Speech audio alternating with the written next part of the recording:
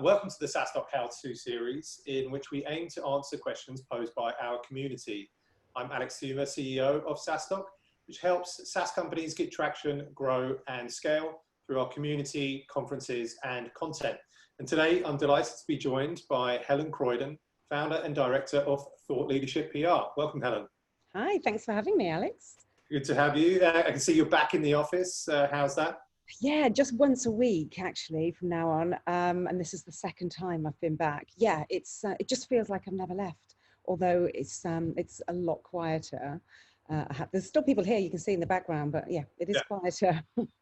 So Helen, our community has asked how to get media coverage as a startup, and I thought you'd be perfect to answer this. So yeah, how do you get media coverage as a startup?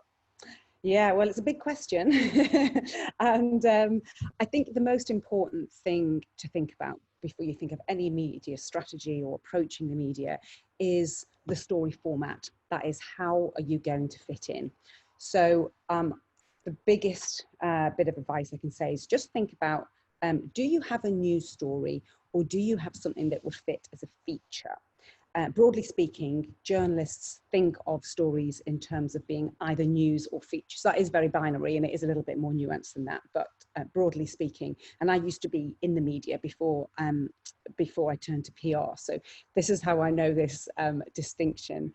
Now, most people think of getting into the media as having to have a news story. They think that that's sort of the main avenue to get in. But news actually isn't as frequent as features. News is sort of a short, snappy story with a clear top line, like a new product, a new launch of something. There's something clear that's happening. And most startups think, oh, okay, let's get our startup in the media by telling them about our new product or a change in management or the new CEO or new funding. And yes, these are all news lines, but unless you are a household company or a public company, sadly, they're not really news. Or unless you're going to the trade press, they might be news stories to the trade press. So really for startups that are not public, the best avenue that you can think of for getting into the media is the features route. Now, I'm going to talk about a few different types of features because that's a very broad brush term. So the first kind of the classic sort of feature that you might imagine is a trends-led article that's written by a journalist, and it's an in-depth look at a new trend, maybe a social trend or a business trend. And within that article, the journalist needs quotes from experts, or they need case studies of people that, that fits into a theme. Now, this is the most common way that a startup could be expected to get their expertise into the media. So you might think, well, how do I know what journalists are writing about? How can I get to those journalists? How do I know what sort of quote they're going to be looking for? And the answer is, it's the news agenda. Really, if you want to get yourself or your startup in the media, you need to be clued into what's going on in the news, because even if it isn't a hard news, even if it's a feature, it will follow the news agenda. So let's say, take one of the top stories of today, which was the story about the government cracking down on obesity by bringing in new advertising laws on junk food. Okay, that's a good story. It's a good talking point. Now, that's a great way to say if you're in the health tech business, that's a great avenue for you to get a quote into the media. Say if you're a startup and you've got some health tracking app. Okay, it might not specifically be to combat obesity, but it has a vague link to a story that is in the news today.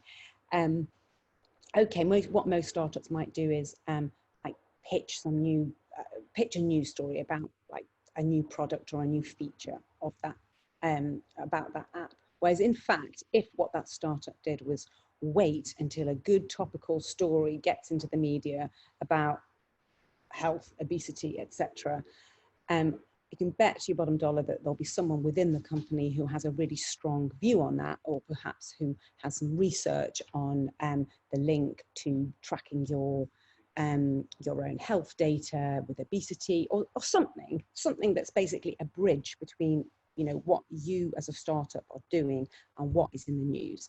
And I bet that you could pitch the CEO or the head of product or something to give a comment. So no, it won't be the exact messaging that you want to get across. In the media, you might not get in the line that you have a new product or you have a new function, but you're getting your brand in the media.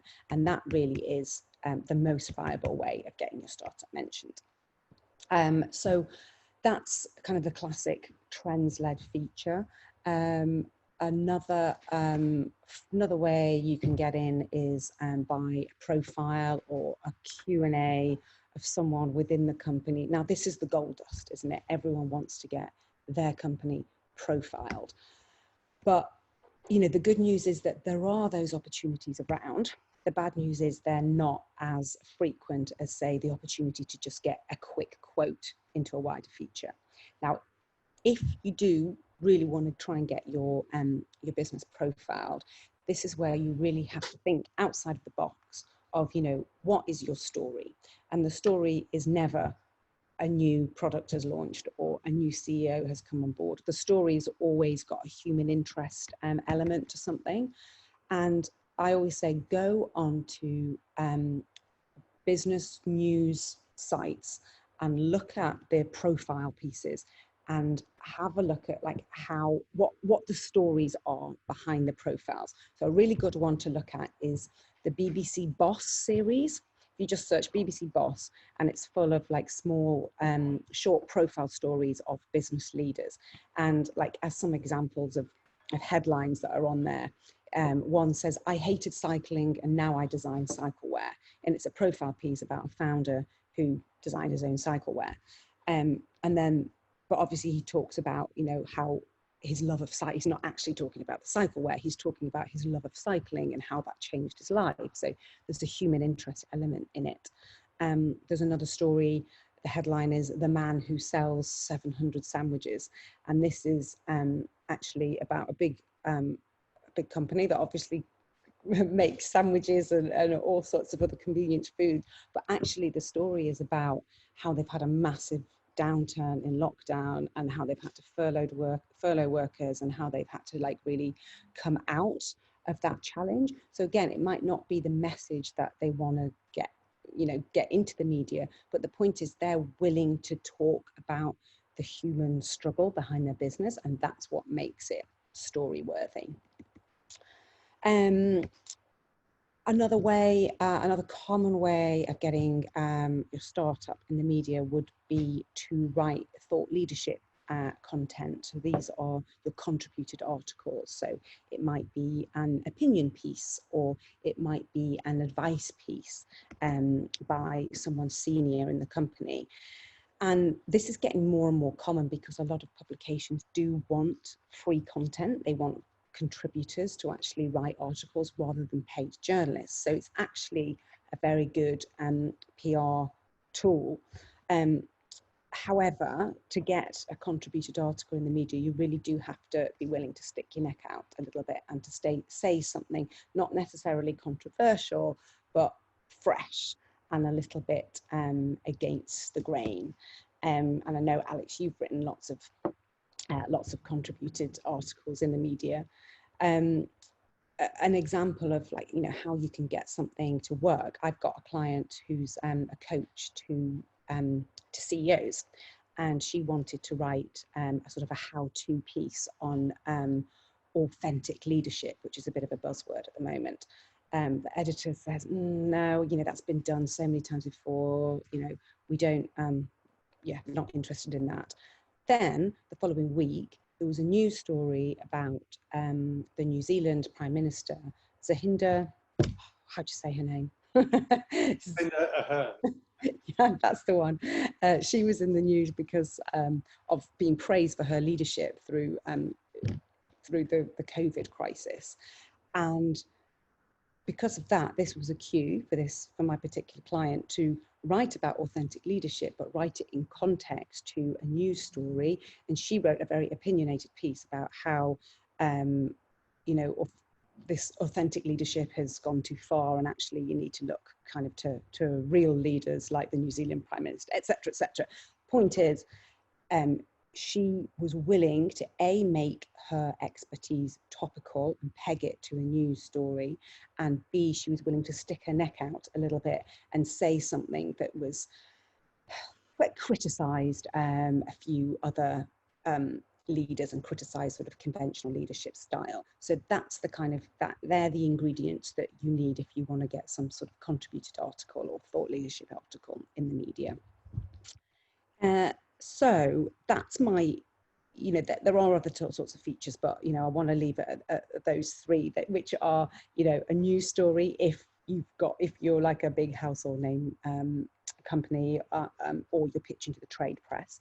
It would be getting a quick quote as an expert into a wider feature, or it might be a profile piece, in which case you need to really find the human element story, need to kind of really dig down and find something that's interesting, a struggle, etc., that might be of interest to the media, or finally a thought leadership piece of contributed content that has to be a little bit on the edge and has to be fresh.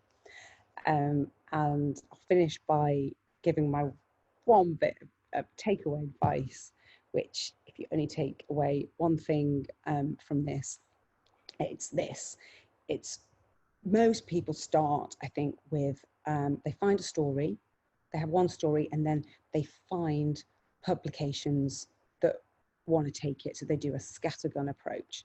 Actually, I say, and from someone who's worked in the media, I say do it the other way around. Start with a publication, target a publication, and then find a story that might fit that publication or fit, a format. Like if you spend some time looking at digital websites or print magazines or whatever the medium is, and thinking, okay, oh look, they do every week they do an interview on the theme of how I made it, and it might be an interview with a CEO about how they built a business, or oh look, they do a debate type piece where they pit two writers against each other, and one argues for something and one argues against something.